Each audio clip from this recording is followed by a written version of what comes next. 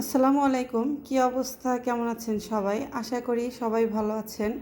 তো আজকে আপনাদের সামনে নিয়ে এসেছি সহজ একটা রেসিপি, সেটা হচ্ছে গরুর চর্বি থেকে আপনারা কিভাবে বাটার তৈরি করতে পারবেন কিংবা কিভাবে আপনারা ডালডা তৈরি করতে পারবেন তার একটা সহজ রেসিপি নিয়ে। আর আপনারা সবাই জানেন ফারহানাস ড্রিম কিচেন মানে অলওয়েজ ইজি এবং ভিন্নধর্মী রান্না।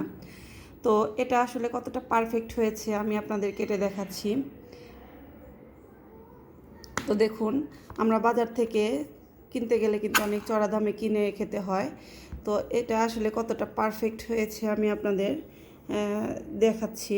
তো এইভাবে করে আপনারা যদি বাসায় তৈরি করতে পারেন তাহলে কিন্তু অনেক টাকাই বেঁচে যাবে। আর অনেক সময় বাইরে থেকে কিনে আনতে গেলে সেটা স্বাস্থ্যসম্মত হয় না। তো এইভাবে করে যদি আপনারা তৈরি করেন তাহলে আপনাদের সময়টা যেরকম বেঁচে যাবে, আপনারা ঘরোয়াতে কিন্তু ভালো পদ্ধতিতে খাবার বানাতে পারবেন। তো ভিডিওটা না টেনে সম্পূর্ণ দেখার অনুরোধ রইল। সম্পূর্ণ টিপস অ্যান্ড ট্রিক্স থাকবে এই ভিডিওতে, আপনারা সম্পূর্ণ দেখবেন।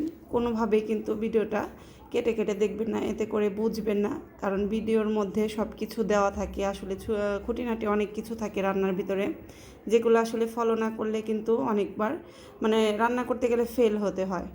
তো চলুন।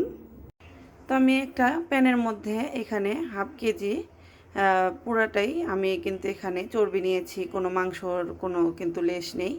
তো এটাকেই আমরা ঢেকে দিব জাস্ট 5 মিনিটের জন্য। তখন কিন্তু ধীরে ধীরে এর ভিতরে যে ধোয়ার পরে যে পানিটা থাকে সেটাও শুকিয়ে যাবে এবং ধীরে ধীরে তেল বের হওয়া শুরু হবে। তো আমি এটাকে ঢেকে দিচ্ছি। ঢেকে দেওয়ার পর ফিরে আসবো 5 মিনিট পর। তো প্রথমে একটু পানি পানি বের হবে, এতে ভয়ের কিন্তু কোনোই কারণ নেই। এই পানিটা শুকিয়ে গেলে তখন ধীরে ধীরে তেল বের হওয়া শুরু করবে। তো আমিও ঢাকনা দিয়ে আবারও ঢেকে দিচ্ছি।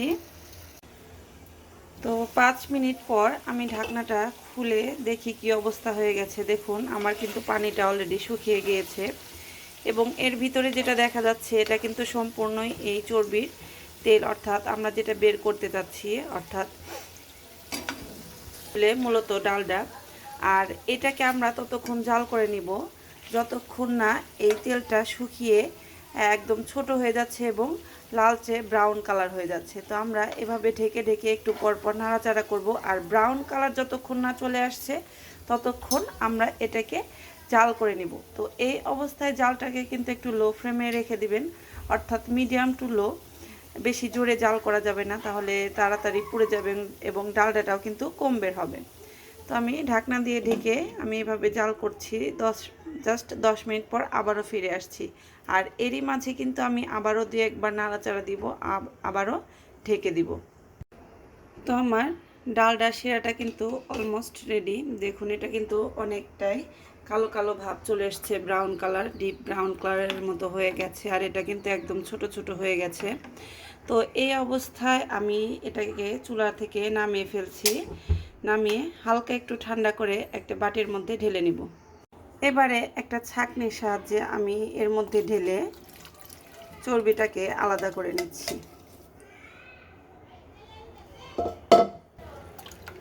তো এইভাবে ছাকনাটা তুলে আমি সরিয়ে নেব। দেখুন, 500 গ্রাম চর্বি থেকে কিন্তু অনেকটাই ডালডা বের হয়ে গেছে। তো এবার এটাকে আমি ডিপ ফ্রিজে সংরক্ষণ করব 10 থেকে 15 মিনিট। এই অবশিষ্ট অংশটুকু কিন্তু ফেলে দিব না, এটা দিয়ে কিন্তু বিকেলের স্ন্যাক্স জাতীয় যে কোনো খাবার তৈরি করতে পারবেন।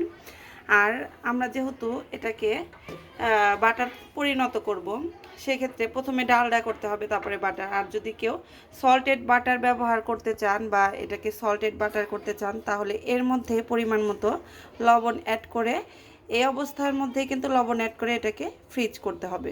এই তো আমার কিন্তু ডালটা কিন্তু তৈরি করা একদম হয়ে গেছে। দেখুন, উপরটা কত সুন্দর একদম ক্লিন হয়ে গেছে। এবার আমি এটাকে তুলে তুলে আপনাদের দেখাবো। এই তো আমি কিন্তু এটাকে তুলে ফেলেছি। তো ডালটা তৈরি কিন্তু একেবারে শেষ। আর এবার এটা দিয়েই কিন্তু তৈরি করে দেখাবো বাটার। এটাকে প্রথমে আমি ভেঙে নেব, ভেঙে এটাকে ব্লেন্ডারের জারের মধ্যে নিয়ে নিচ্ছি। একটা ব্লেন্ডার জারের মধ্যে আমি এই ডালডাটুকু নিয়েছি। এবার এর মধ্যে 2 টেবিল চামচের মতো তেল অ্যাড করব।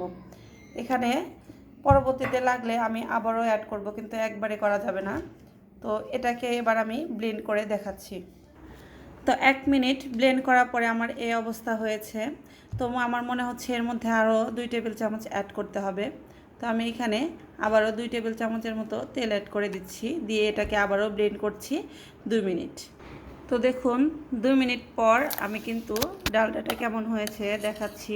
এটা কত সুন্দর এবং সুন্দর একটা থিকনেস চলে এসেছে। তো ডালডার মধ্যে কিন্তু একটা বাড়তি স্মেল থাকে, যেটা অনেকেই পছন্দ করে না। তো সেই স্মেলটাকে দূর করার জন্য আমি এখানে ব্যবহার করছি 1 চিমটি ভ্যানিলা এসেন্স। এটা দেওয়ার কারণে ডালডার ভিতর যে বাড়তি স্মেলটা আছে সেটা চলে যাবে। আর এটা কিন্তু বেশি পরিমাণে দেওয়া যাবে না।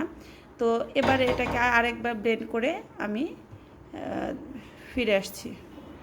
তো আমার এই বাটার করা কিন্তু একদম রেডি। তো দেখুন থিকনেসটা কেমন হয়েছে। এটাকে এবার আমি একটা জারের মধ্যে রেখে দিব, দিয়ে এটাকে ডিপ ফ্রিজে 15 মিনিট ফ্রিজ আপ করে দেখাচ্ছি আপনাদের। তো আমি এই যে এরকম একটা বক্সে নিয়েছি। তো এটাকে সুন্দর করে ট্যাপ করে আমি এটাকে ফ্রিজে রেখে দিব জাস্ট 15 মিনিট। তো আমি এটাকে এইভাবে করে সুন্দর করে স্প্রেড করে করে বসিয়ে নিচ্ছি, যাতে কাটতে সুবিধা হয়।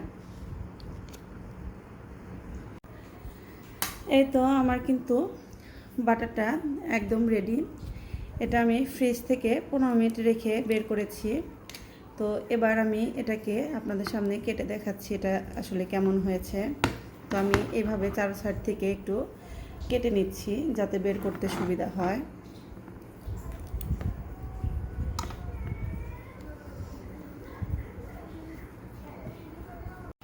তো এবারে আমি এটাকে কেটে দেখাচ্ছি আসলে এটা কতটা পারফেক্ট হয়েছে। তো দেখুন এটা কিন্তু একদম দোকানের মতোই কিন্তু ঘরোয়া পদ্ধতিতে বাটার তৈরি করেছি। আর এটা কতটা স্বাস্থ্যসম্মত আপনারা বুঝতেই পারছেন। আসলে ঘরের তৈরি জিনিস কিন্তু অনেকটাই স্বাস্থ্যসম্মত হয়। তো এই বাটারটা দিয়ে কিন্তু আপনারা বেকারির যত রকমের আইটেমস আছে এগুলা করতে পারবেন, কেক তৈরি করতে পারবেন। তো ভালো লাগলে অবশ্যই লাইক, কমেন্ট এবং বেশি বেশি শেয়ার করবেন।